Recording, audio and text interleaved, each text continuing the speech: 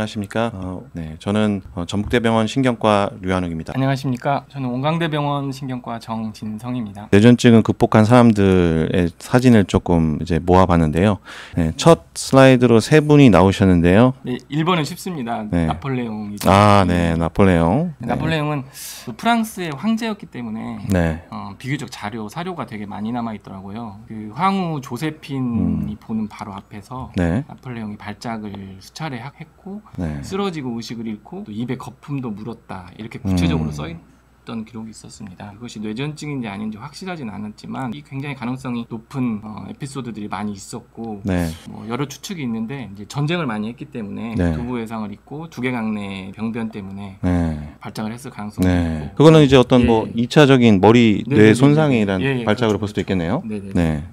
부검을 했는데 이제 위에 천공이 있고 유착이 있고 위암으로 진단이 됐었는데 가능성이 있었는데 혹시 그게 맞다면 이제 뇌로 전이를 해서 그것이 또 발작의 원인이 되지 않았을까 여러 가지 추측이 있었습니다. 네, 예. 그럴 가능성도 있겠네요. 자, 두 번째 분 한번 맞춰보시겠습니까? 로마의 황제인데 네. 그러니까 이제 너무 옛날 분이니까 기록이 많지는 않은데 그 후에 써진 전기를 바탕으로 하면 쓰러지는 병을 알았다는 기록이 있습니다. 뇌전증 발작이 아니었나 추측하는 자료들이 있습니다. 그 다음 분은 좀 생소한 사진인데요. 네. 이분은 이제 노벨입니다. 노벨. 어렸을 때부터 굉장히 그 지병을 많이 알았고 자주 쓰러지고 의식을 잃었다는 기록들이 있더라고요. 편두통뿐만 아니라 류마티스 관절염 그리고 말년에는 뇌졸중도 있었고요.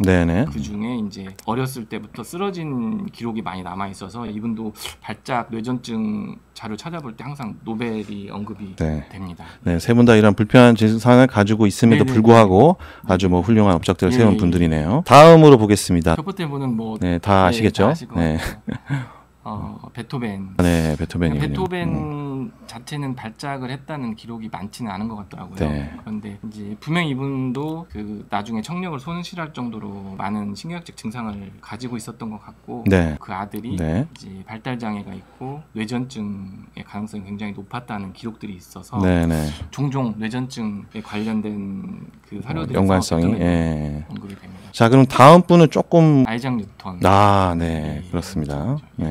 이거는 혼자 생각하고 사색하는 시간이 많았는데 그때 가끔 이상한 실수를 했었다고 하는 자료들이 있었습니다. 어떤 거냐면 물건을 많이 잊어버리기도 하고 또 자기가 타고 간 말에 곱배만 잡고 있고 자기는 기억을 못하는데 말이 없어져 있고 이런 예를 들어서 뇌전증을 보는 의사 선생님들은 그 증상을 들으면 혹시 부분 발작이 아닌가 의심할 수 있고 생각해볼 수 있어요. 발작이요? 그런 비슷한 증상들이 있고 에피소드가 있어서 언급이 되시는 것 같습니다. 빈센트 반 고흐인데요. 사실은 뇌전증 얘기할 때 가장 많이 언급되시는 분입니다.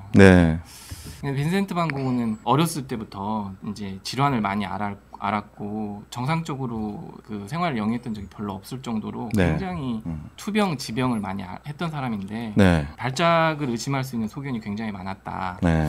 그 테오랑 주고받은 편지가 굉장히 많이 남아 있었잖아요. 그 편지 내용을 보고 여러 가지 자료를 봤을 때 이 사람이 발작을 했을 가능성이 많다는 그 자료들이 많이 있었습니다. 그리고 특히 이제 그 유명한 측두엽 뇌전증의 가능성을 굉장히 많이 언급되고 있었고요.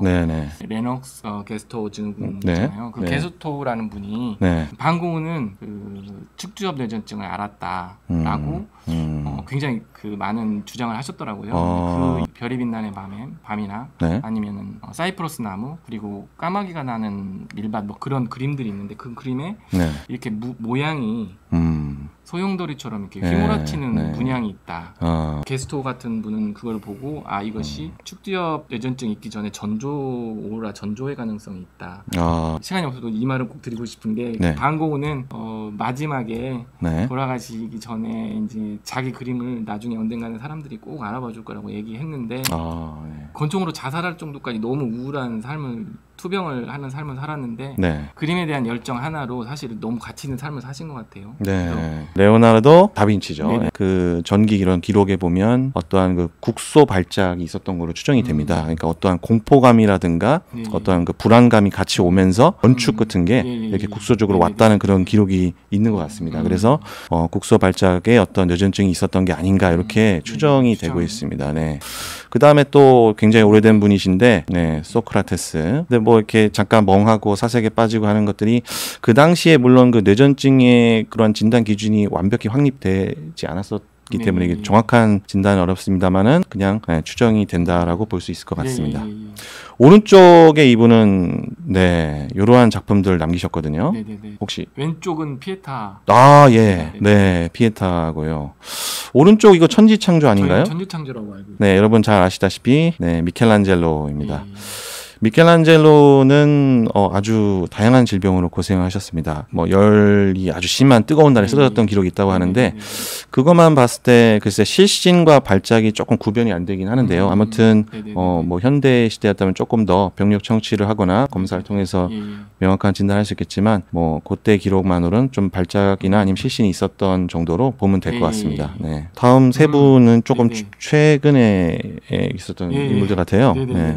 첫 번째 분은 차이콥스키고 두 번째 분이 엘튼 존이고요. 세 번째 분이 시어도르 루즈벨트입니다. 그 차이콥스키는 러시아의 굉장히 유명한 뭐 작곡가죠. 근데 이게 뭐 뇌전증 발작과 관련된 기록이 이분이 아주 뭐 음악적인 집중을 하고 있을 때 그런 어떤 공식 문서를 이렇게 좀 찢어가지고 드셨다고 해요. 근데 이제 그걸 자기도 모르게 이제 집중하면서 드셨는데 정신을 차리고 봤더니 그 문서를 거의 뭐 한 장을 거의 다 드셨었다. 이런 이제 어떤 의식을 잃는 국소 발작의 형태가 아니었을까.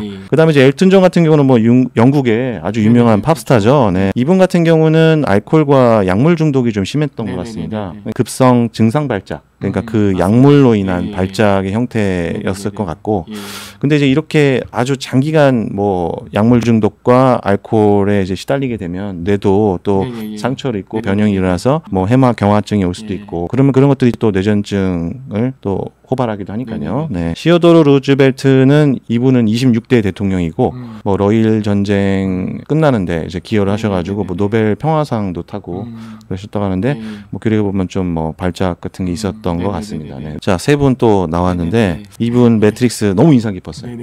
이름이 저 몰랐는데 네, 휴고 위빙이세요. 네.